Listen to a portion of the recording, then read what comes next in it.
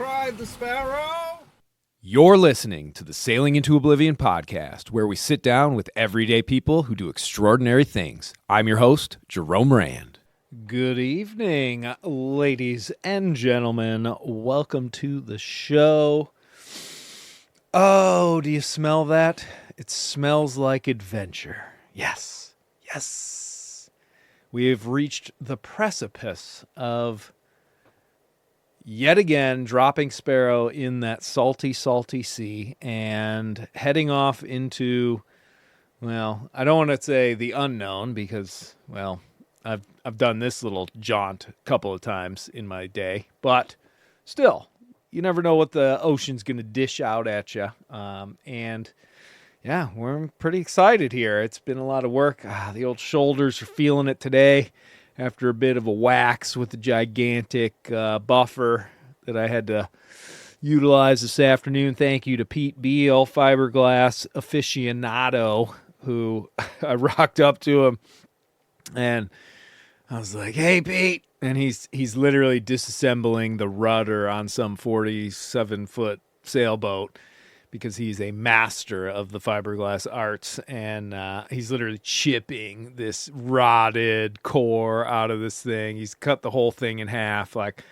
I don't know. I look at some of the stuff that Pete does, and I'm just thinking to myself, you have got to be kidding me. I would never have the courage.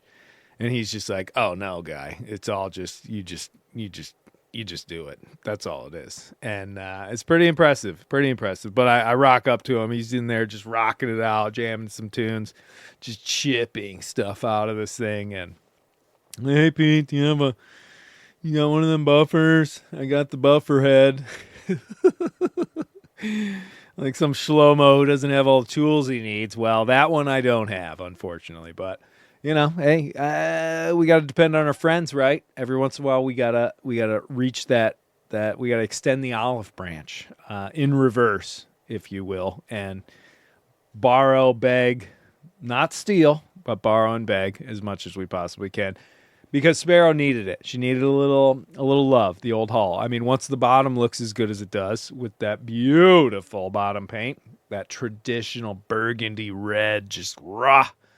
The rest of the hull all of a sudden looked pretty shabby, and there was a lot of residue and stuff like that from, all the taping, because they had to put a tent up and all that sort of stuff, and, just sitting in the yard since August too. That's just part of the game plan. Unfortunately, we're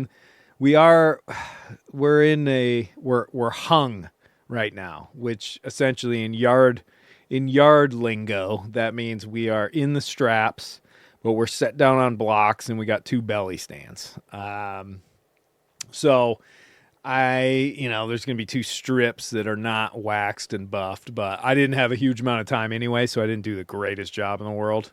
I'm going to admit that freely right now, and hopefully I don't get judged. But hey, if I had an extra day, for sure, I'd put another 6 hours into it and really clean this baby up. But yeah, it just didn't happen that way. So I'm going to accept it. I'm going to move on, and I'm going to hopefully slice out a little more time to do that next year, because somehow this paint job, which was done, I don't know, maybe 10, 15 years ago, is still holding true. And you get a little cleaner wax on there, you get a nice little buffer, you really detail it up, and she shines like a brand new penny. Man, good old Sparrow's gorgeous. Not only above deck, but below. Just finished up and wrapped on a little cleanup job. I got guests coming, a.k.a. my brother Adam, friend of the show. He's going to be joining me for this tumultuous journey south. It's going to be a rough one, folks. I'm not going to lie. The weather outlook does not look good at all. Thankfully, because over the years we have amassed a wonderful collection of just super supportive, absolutely fantastically generous people that have offered up dock spaces, homes, mooring buoys, all this sort of stuff. It's, it makes the trip down the eastern seaboard to Florida so much less insane. Back in the day before all this stuff, all these connections, all these wonderful new friends that have offered so much help. It was basically a one-shot deal. Head out, get past George's Bank, take the brunt of the ocean, cross the stream, stay way out there, 500 miles offshore, past Bermuda, get down to the trades, and then cut back. And yeah, now we can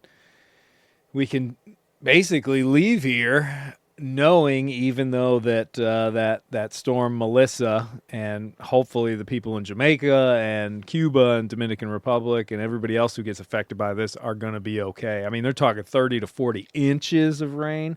That is crazy. Holy cow. And then getting smacked with these 150 knot winds and all that sort of stuff. But as that one travels north, it's going to kick up some serious northerly winds. And we're probably only going to make it on this first leg from Rockland, Maine down to Harwich down on Cape Cod. We've essentially got to get in there on Monday. We're going to dump the boat in Friday, provision Friday evening, get everything checked, go over everything with a fine-tooth comb.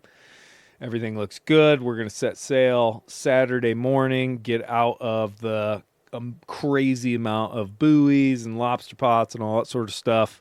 Get south of that, which usually is a few miles past Matinicus or Monhegan Island, and then we're in the clear for the Gulf of Maine. We're actually going to take the Great South Channel because that puts us in a better position to get into Nantucket Sound. There's a few little cuts and channels on the eastern side of kind of in between Cape Cod and Nantucket, and then we're going to dive right in, unless for whatever reason the forecast changes abruptly.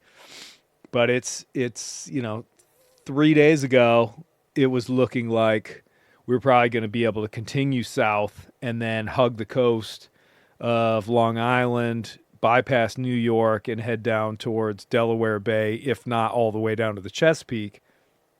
But then all of a sudden now it's going to be blowing like 50, something like that. I don't know. I think on Windy they were showing 45 knots sustained, which means it's gusting up probably into the 60s, which is nothing that I want to have to deal with at my ripe old age of 46 years old. So yeah, that's kind of the game plan at this point, is get down to Cape Cod, hunker down. Luckily, that place is one of the best sheltered areas I've ever seen in my life. Plus, we have a workshop. Plus, I got my bro on board, which means we can probably then actually have time to inspect the chain plates and do all that sort of stuff. Plus, maybe a few other projects. I don't know. Adam's a very handy guy when it comes to any sort of boat project that arises. And so I'm hoping that, if we get waylaid for like 4 or 5 days, we might be able to bang out some stuff that I have wanted to do for quite some time. Plus, we have the added advantage of one person can sleep on the boat and one person can sleep ashore, thanks to the unending generosity of Lucy. Thank you, Lucy. Super appreciate it. Hopefully Jeff will let you know, because I know you're not a listener of the show, but I know Jeff is. Jeff, I'm hopefully going to be able to sail with you on Dixie. That would be amazing. Holy cow. There's a lot of fun stuff coming up. Sometimes I think of this trip south or the trip north as a bit of a daunting task. I know I have in the past. A lot of times that's because I'm headed up here to work in the boatyard. I got to be there early, and the weather's not good, and it's not a fun trip. This one, although we are under the gun because the autumnal gales are here, hurricane season's not quite finished, hence Melissa being out there. But still, at the same time, it's kind of the sense of adventure. We don't know. I don't know where we're going to actually be able to go each time.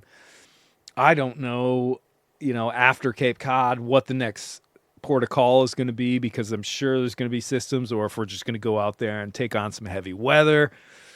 It's all up in the air. And a lot of times in the past, that would bug me a lot, and it would make me very anxious, and it would lead to me running these different plans and stuff like that through my head. And I don't know. This time I'm trying to take it from a different perspective. I'm trying to just, flip the script a little bit and be like, you know what? Sometimes a little bit of unknown can be a little exciting. Yes, it makes me nervous, that's for sure. I'd love to have every single marina and every single place that we're going to pull in already sorted out. But when you're dealing with Mother Nature, that just can't happen. It's not a possibility. Now, I can have plan A, B, C, and D for sure, which I've already cooked up in my head. If I'm going to be honest, I've already cooked those up in my head. Where I've already looked at things in like Delaware Bay, even Atlantic City, all that sort of stuff. But it's one of those things where I'm trying desperately to just let it go. Just ease up the grip on the reins a little bit. Let the adventure come to me. We've got a stout vessel. I got 2 full tanks of gas. Well, diesel, if you will. We're going to provision the boat well. I already bought like 2 cases of White Claw, FYI. So we're pretty much ready to go. The blankets, the bedding, all of that is clean. Laundry's been done. I fixed the valve in the head. I received my little... Okay, so this one, I don't know if this is a plugger or not. I guess this is a pre-plug for a different power pack system. Now, normally in the past, I went with Goal Zero. They were pretty cool. They definitely have like a flashy website and all that sort of stuff. But every single time I bought their equipment and these power packs, from the small ones to the bigger ones, they would only last a little bit before they started malfunctioning. I don't think they were really built for the sea. I don't really know. But they kind of claim all this sort of stuff. And I was looking at the prices because I needed to get one because we got the Starlink. Thank you, Joseph, up there in Chi-Town. Appreciate it, buddy. I was looking at the prices, and man, it's called Jackery, which is the worst name ever, but whatever.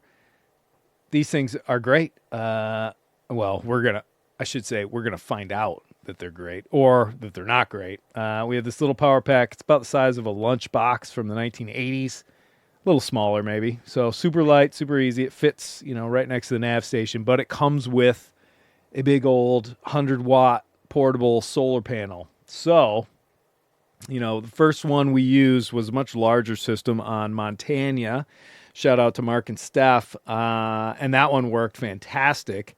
And it was great because you just don't, if you're running your fridge and you got all these other things that you're depending on, you don't want to just frivolously have your phones and iPads and computers and things like that all plugged in, just draining away at your house battery bank if you are desperately trying not to run your engine every day, or at least me in my own experience. And so having one of these little tiny guys for charging those little itty bitty things I don't know, it's kind of indispensable. Whenever I had the Goal Zeros on before, those trips were always a little bit, you just didn't have to worry about that sort of stuff. And you can tell, you would think, charging your phone, charging your I have a little MP3 player, I got my iPad, that sort of stuff. You would think that doesn't, it's like, oh, that's just a little tiny thing. But that electricity, it's a finite resource. It's renewable each day when the sun comes out, but I'd rather commit all of it towards my AIS and my refrigerator and my nav lights at night than being able to recharge my Bluetooth speakers, if you will. So we're gonna have to see. We'll see how the old Jackery stands up to a brutal assault, not only from this trip, but I'm hoping to do a Bermuda run and stuff like that in the wintertime. I want to put a couple thousand miles on the old boat this winter, if possible, before we start going full steam ahead with Oliver sailing with Phoenix. That's going to be pretty intensive, and I only see it getting more and more intensive as we go. We had a little passage planning meeting not too long ago, just the other night, and that went pretty well. But there's definitely, we're gonna have to do a meetup in person pretty soon, and out in Seattle and all that sort of stuff, because we got a lot to do. But yeah, it'll be pretty interesting. I'm really looking forward to this little jaunt south. It's gonna present plenty of challenges, pretty much until we get until we get past Hatteras. I think once I get past Hatteras, I can start to cool my heels just a little bit.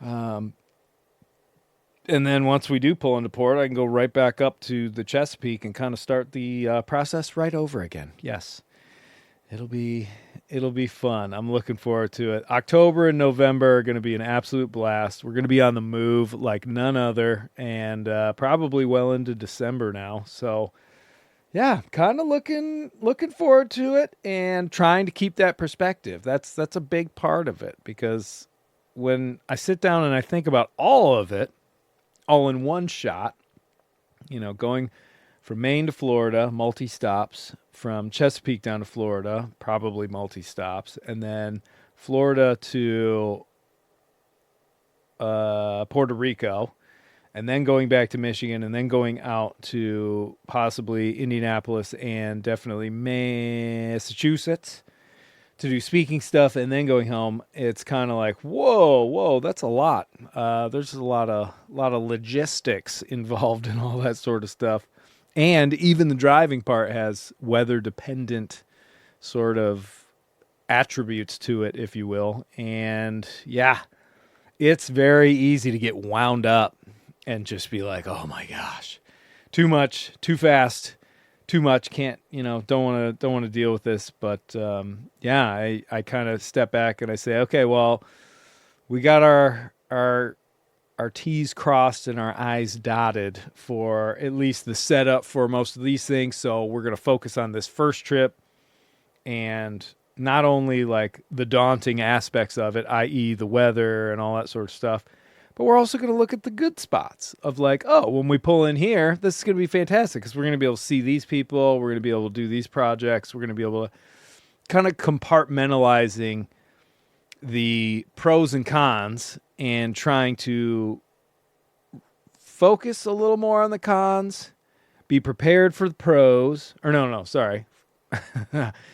Focus more on the pros, be prepared for the cons, and then also when the cons start getting me down, use the pros to bring me back up, if that makes sense. It's like this mental game. It really is. And I would love to be able to just stroll through life whistling Dixie and just being like, yeah, everything's all good all the time and, nothing gets me down. But I'm a regular person, and I definitely get freaked out. I get depressed. I get all these different emotions and all these different things go through my head. And what I'm trying to do is basically make it a little more, just make it fun. Just try whatever technique I can, whether it's changing my perspective, focusing on this, shrinking down my focus to being like, all right, well, I've got 3 trips, but I'm going to look at this one because I can manage that. Anything and everything to just keep the momentum going in the direction of let's enjoy the ride. Let's enjoy this trip. Let's enjoy this moment, because come December, it's all going to come to a halt. And then all of a sudden I'm going to be sitting there, and I want to be sitting there looking back thinking, whoa, that was crazy. We pulled all that off. Obviously there were a few bumps along the way. Got to expect those. But man, that was a blast. And I want to be able to, 30 years from now, look back in my journal and be like, oh my gosh, yes, I remember that. That fall was a crazy one. We got on this boat and that boat and that boat, and you know what I mean. That's all I'm sort of saying is it was something that I think I actually started thinking about, this idea of when I get to the end of this, I want to be able to look back and I want to be able to say, dude, I ripped it. I put in all this energy. I made the right choices. And I did what I needed to do. I put in all the effort and all the work. And now look at what we did. That was awesome. And now let's take that and move on to the future.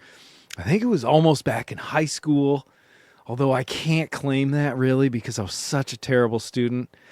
I mean, B's, C's, and D's. I had them all. It was not great. Maybe, I think more accurately, it would probably be when I was up there in northern Michigan working for that resort up there. When I first kind of took the reins of a team and all that sort of stuff, I always wanted to make sure that I knew that the end of the summer was always coming way faster than anybody wanted. And it was, I think it was 12 weeks, something like that, 13 weeks.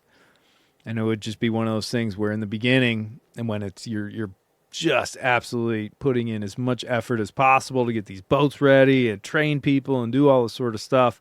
It's very overwhelming and all that everything. And you get tired, you get fatigued, and then you kind of are like, well, all right. So how do I want to be when I'm finished with this summer?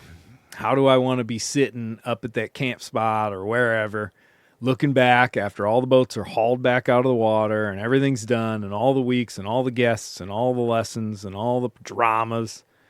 Do I want to look back and be like, oof, I really sort of screwed up on that one? Or, man, I took all that extra time off because I really didn't want to. I was like, kind of lazy. I could have done this better, blah, blah, blah, blah, blah, all these things. Or do I want to look back on it and say, dude, I gave it everything, and look at the result. Holy cow. We had these highs. Yeah, we had a few bumps along the way, but whatever. We had these highs, and it was great, and everybody was so stoked. I don't know. And I think even in total unequivocal failure, you get to the end of it, and if you knew you gave it your best, and you knew you put in every ounce of effort that you possibly could to try and not fail, but yet you still do, I think you're even in a really good spot because you're looking back and be like, dude, there was nothing else I could do. I gave it absolutely everything. And if you're being honest with yourself and you really know that that's what you did, well, then you're in that spot and you're still, it's going to be a success because you were able to give it all you gave. And hey, sometimes, to quote The Color of Money, with that beautiful billiard blockbuster with Tom Cruise and Paul Newman, the balls roll funny for everybody. Every once in a while, things are just not going to work out. And it doesn't matter how much effort you put in or what you do or where you're starting from. It's just not going to work. But that's okay as long as you put in the effort that you need to put in. Wow, that's a lot of thought there. A lot of that was a bit of a tangent. Whew! Almost feel a little dizzy after that. Oh man, if you can't tell, I'm a little giddy about this next trip. I definitely am. I'm excited. I just had to add up all the receipts for just the absolute evacuation out of the pocketbook that happened over the past week. Holy cow. We got the EPIR battery replaced. Oh, to the tune of about $300 something dollars. I mean, a brand new EPIR would have cost, $900 or whatever, but that and the old backup battery bank, all the food, all the bits, the bobs, the bottom paint. Holy smokes. It's been a bloodbath. But I will say, if ever there was a place to have that sort of situation and, basically spend a whole ton of money to go get my butt whooped out on the Atlantic Ocean all winter, there's no other place that I would rather have been than Night Marine Service up here in Rockland, Maine. This place has been an absolute pleasure to be at. Granted, caveat, I have worked here before, so I know everybody, and I don't want to say they give me special privileges because they definitely don't. They give this wonderful service to everybody who comes into this yard with the right attitude, might I say. But yeah, I'm definitely coming right back here next fall.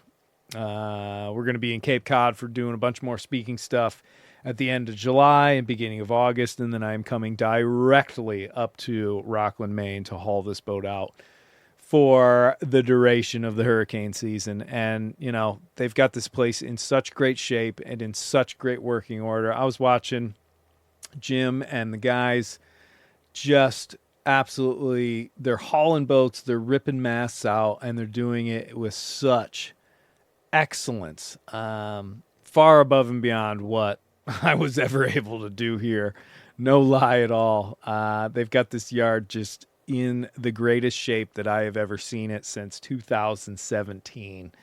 And then you got old Murph down there still kicking it. He's ready to go. He's actually tonight, everybody's kind of taking the night off, nice and easy, in bed by 8. He's going to be out lobstering by 5 a.m. I mean, it's just a crack team, and obviously Celia at the helm. Thank you so much for taking such good care of old mighty Sparrow and being so amenable to me being the one guy who's like, no, I'm going back in. Everybody else is coming out. They had to move Sparrow today to fit in another boat in front of me, and then they got Sparrow. And it's kind of like, you know, as a guy who's worked in the yard, when you have to move a boat without actually either putting it on the hard or dumping it in the water, it's kind of annoying. There was not a single second that I felt like I was being a bother or troublesome or anything like that. I got to say, this team up here, they have got it just on lockdown. It's absolutely amazing. So big thanks to Night Marine Service up here in Rockland, Maine for all your yachting needs. This is the place to be. Great people, great spot. One of the best views you've ever seen. Holy cow. I don't know. You just can't beat it. Plus, I guess shout out to Mother Nature, because for whatever reason, it only rained like once. One day we had a rain day. The rest of the time I've been up here, in October, it has been 60 degrees, sunny. I can paint. I can bed things. I can do fiberglass work. I've been able to basically do everything and anything I've needed to do. And sometimes that's not the case. There's been a few seasons up here where, yeah, it's raining every single day. So thank you to Mother Nature. And yeah, I think that's going to wrap it up. I'm going to go over another checklist and also go through my little provisioning list. But essentially, here are the steps. Boat goes in the water. Go through the systems, make sure nothing's leaking, no water's coming in. Hopefully everything is all good. Fire up the old Perkins 4108, tie off to the old dock, get everything sorted, and then once Adam gets here, we're going to provision the boat. We're going to go through a few more checks. We'll get all the sails ready, check the weather, and then in the morning, all things good, we are going to head south. Ducking and dodging buoys for the first 5-6 hours, and then we're going to set sail and cross ye old Gulf of Maine. Golly. Sounds like a lot of fun, doesn't it? It sounds like a lot of fun to me. All right, everybody. Thank you so much for listening to this little rant and rave, this little update on the Splash. And thank you all so much for the support, and a whole lot more shows coming to you pretty soon. It's gonna be a plethora of shows, and we got Starlink again as we go out there. So we're gonna actually get some live updates from the ocean blue just for you. Thanks, and until next time.